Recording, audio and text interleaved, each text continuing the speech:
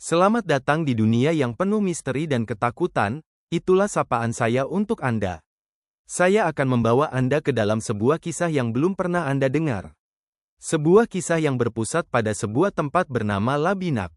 Musim hujan di Bandung selalu membawa kabut tebal yang menyelimuti kota, seolah menyembunyikan rahasia. Saya, Rendra, seorang mahasiswa yang mencoba bertahan hidup di kota ini, selalu merasa tak nyaman setiap kali kabut itu datang. Malam itu, saya sedang menyelesaikan tugas akhir yang hampir membuat saya gila, ditemani oleh secangkir kopi hitam dan keheningan kosan yang mencekam. Tiba-tiba, ponsel saya berdering. Nama Adi muncul di layar. Adi, sahabat saya yang selalu optimis, terdengar panik. "Ren, lu harus dengerin gue," suaranya bergetar. "Gue nemuin sesuatu yang aneh. Lokasinya di sebuah perkampungan tua, namanya Labinak. Kata orang, tempat itu angker, tapi ada rumor tentang harta karun di sana." Sebagai mahasiswa yang serba kekurangan, ide harta karun itu terdengar sangat menarik. Namun, saya juga tahu, cerita horor yang beredar di Indonesia jarang hanya sekadar cerita. "Di mana tempatnya?" tanya saya, sambil merasakan sebuah firasat aneh yang merayap di punggung. "Sekitar 2 jam dari kota, di kaki gunung. Gue udah kirim lokasinya ke lu. Besok kita ke sana, ya?" Saya ragu, tapi bayangan tumpukan uang di kepala saya mengalahkan ketakutan yang mulai muncul. "Oke, gue ikut," jawab saya. Malam itu, saya tidak bisa tidur. Mimpi buruk datang silih berganti. Saya melihat sosok bayangan dengan mata merah menyala, berbisik di telinga saya, "Jangan datang, mereka menunggumu di Labinak." Saya terbangun dengan keringat dingin, mencoba meyakinkan diri bahwa itu hanya mimpi.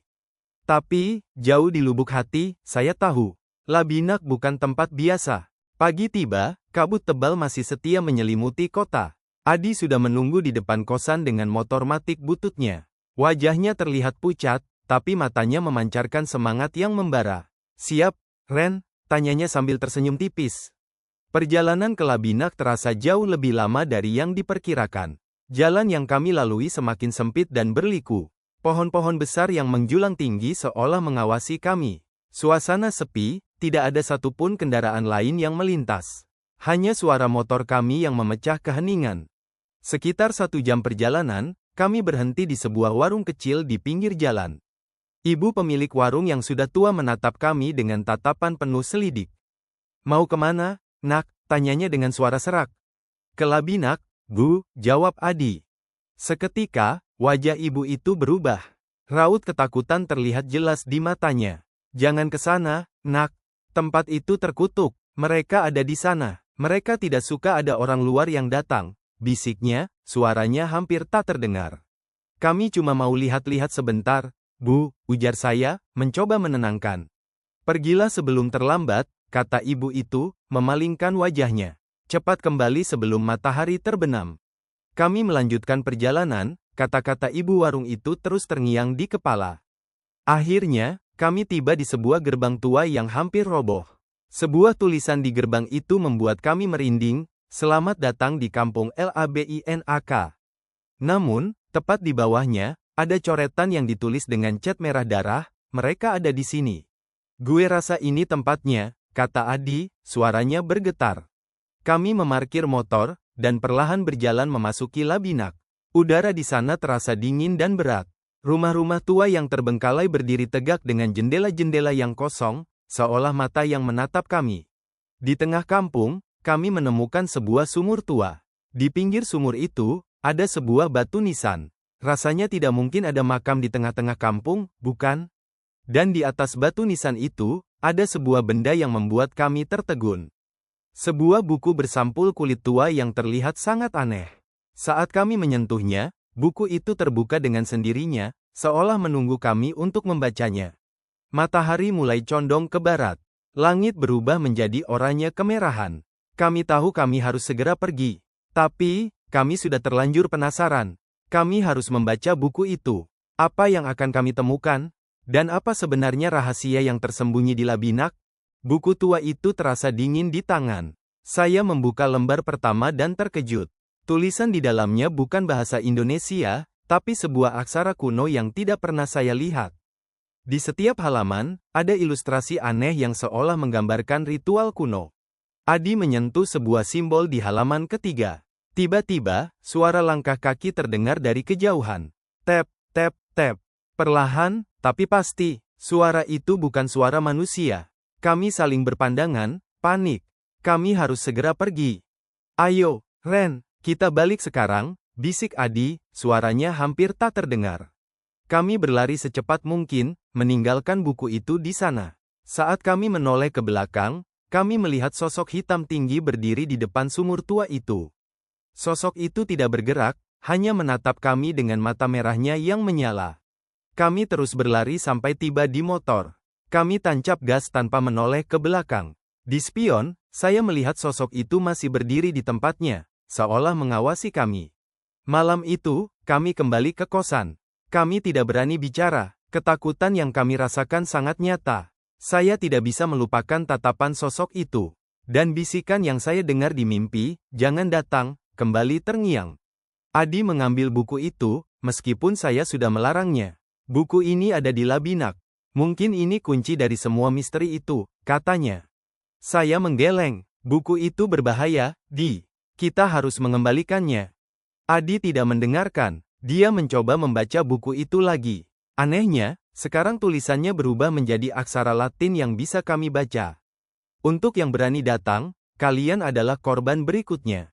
Kami langsung merinding. Kemudian, di halaman berikutnya ada tulisan, kalian sudah melanggar janji. Kalian sudah mengambil apa yang bukan milik kalian. Tiba-tiba lampu kosan padam. Jantung kami berdegup kencang. Suara ketukan di pintu terdengar. Tok, tok, tok. Kami tidak bergerak. Suara itu semakin cepat. Tok tok tok tok. Sebuah bisikan kembali terdengar di telinga saya. Kami datang, untuk mengambil apa yang kalian curi. Ketukan di pintu semakin keras, seolah-olah seseorang mencoba mendobraknya. Siapa di luar? Teriak Adi dengan suara gemetar. Tidak ada jawaban, hanya suara ketukan yang terus menggema di keheningan malam. Kami bersembunyi di bawah meja, mencoba menahan napas. Tiba-tiba, pintu terbuka. Tidak ada siapa-siapa di sana, hanya angin dingin yang masuk. Tapi, sebuah bayangan hitam melintas di dinding. Saya menoleh ke belakang dan melihat bayangan itu, persis seperti sosok yang kami lihat di Labinak. Mata merah menyala dan senyum lebar yang mengerikan. Bayangan itu mulai bergerak mendekati kami. Saya memejamkan mata dan berteriak, pergi, pergi kau. Bayangan itu berhenti, seolah terkejut. Kemudian, bayangan itu perlahan-lahan menghilang. Keadaan kembali hening. Kami keluar dari bawah meja, terengah-engah. Kami tahu, kami tidak bisa lari dari apa yang telah kami lakukan. Kami telah membangunkan sesuatu yang seharusnya tetap tertidur. Kita harus mengembalikan buku itu, kata saya, menatap Adi. Sekarang juga. Adi mengangguk. Dia juga terlihat sangat ketakutan. Kami bergegas mengambil motor. Saat saya menyalakan motor, bayangan itu muncul lagi di depan kami. Sosok itu hanya menatap kami, tidak bergerak. Cepat, Di, teriak saya. Motor melaju kencang, menembus dinginnya malam. Kami tahu, kami sedang dikejar. Perjalanan pulang yang terasa panjang, sekarang terasa lebih lama. Setiap kali kami melewati sebuah pohon, saya merasa ada bayangan yang mengawasi kami. Kami tidak berani berhenti. Kami harus sampai di Labinak secepat mungkin. Di jalan yang sepi, saya melihat sebuah sosok berdiri di tengah jalan, menatap kami. Jantung saya berdegup kencang. Sosok itu bukan bayangan. Itu adalah mereka. Kami tiba di Labinak menjelang tengah malam. Suasana di sana jauh lebih mencekam daripada siang hari. Udara dingin dan berat, dan suara-suara aneh terdengar dari kejauhan. Kami parkir motor dan berjalan perlahan menuju sumur tua. Malam itu, Labinak terlihat berbeda. Pohon-pohon tua yang kami lihat siang tadi terlihat lebih mengerikan, seolah-olah tangan-tangan raksasa yang mencoba menangkap kami. Rumah-rumah tua yang kosong seolah berbisik, memanggil nama kami. Gue rasa ini ide yang buruk, bisik Adi. Kita sudah terlanjur, Di, jawab saya. Kita harus mengembalikan buku ini dan berharap mereka membiarkan kita pergi. Kami tiba di depan sumur tua. Buku itu masih di sana, di atas batu nisan. Saya mengambil buku itu dan meletakkannya kembali di tempatnya. Tiba-tiba, sebuah suara tawa menyeramkan terdengar dari belakang kami. Kami menoleh. Di depan kami, berdiri sebuah sosok yang tidak bisa dijelaskan. Tubuhnya tinggi dan kurus, dengan mata merah menyala dan senyum lebar yang menakutkan. Di belakangnya, berdiri sosok-sosok lain, lebih kecil, tapi sama mengerikannya. Kalian kembali, kata sosok itu dengan suara serak. Kalian berani sekali.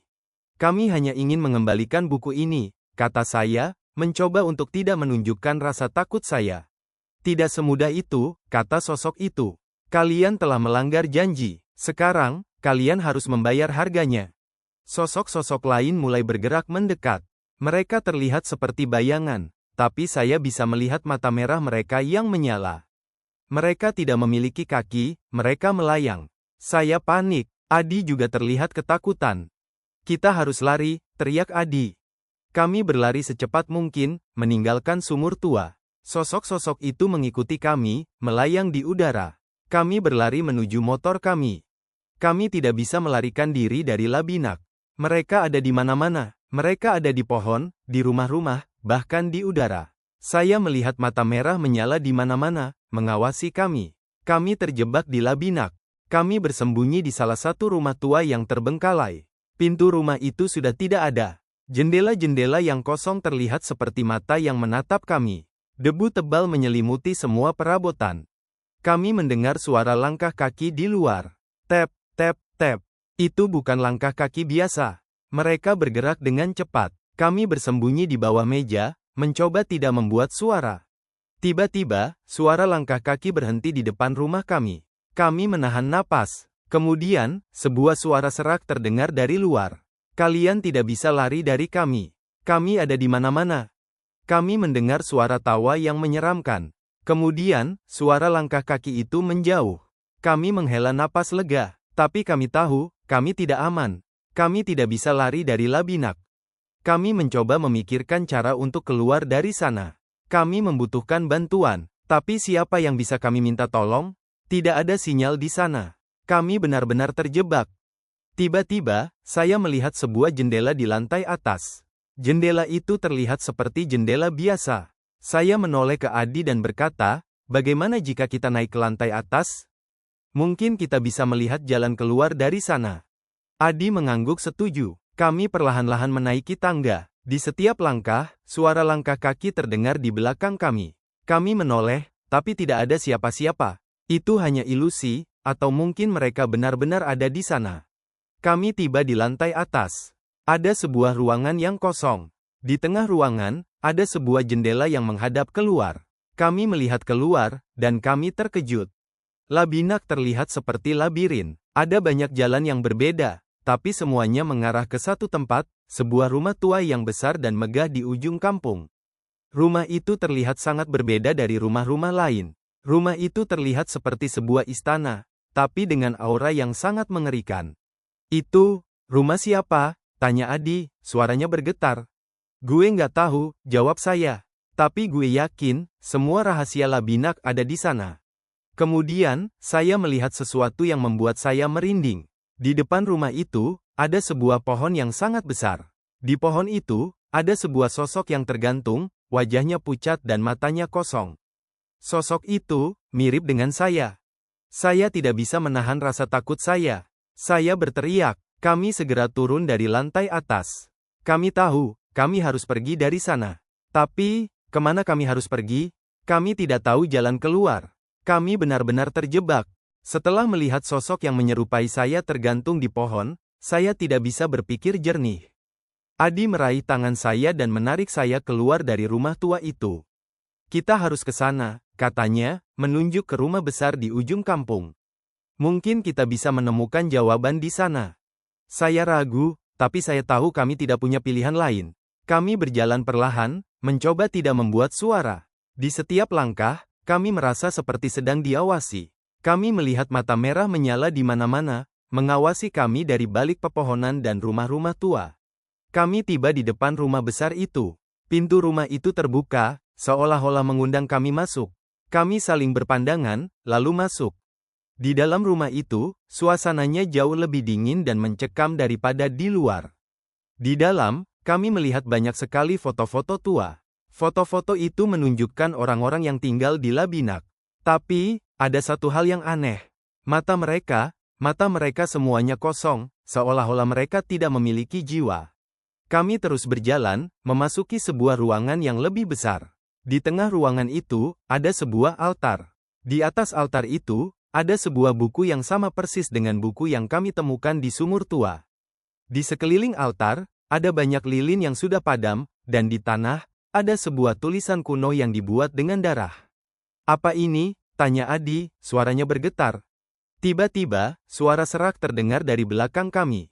"Ini adalah tempat kami bersemayam," kata sosok itu. Kami menoleh. Di belakang kami, berdiri sosok yang kami lihat di sumur tua. Di belakangnya, berdiri sosok-sosok lain. Mereka semua menatap kami dengan mata merah yang menyala. "Kalian tidak seharusnya datang ke sini," kata sosok itu. "Kalian telah mengganggu kami, dan sekarang, kalian harus membayar." Sosok-sosok lain mulai bergerak mendekat. "Saya tahu, kami tidak bisa lari. Kami telah mengganggu sesuatu yang seharusnya tidak kami ganggu. Kami telah mengganggu mereka." Sosok-sosok itu mulai bergerak mendekat, membentuk lingkaran di sekitar kami. Saya melihat ke arah Adi, wajahnya pucat dan matanya penuh ketakutan. Kami tahu, ini adalah akhir dari perjalanan kami. Kami sudah tidak bisa lari lagi. Tiba-tiba, sebuah suara terdengar dari belakang kami. "Berhenti!" teriaknya.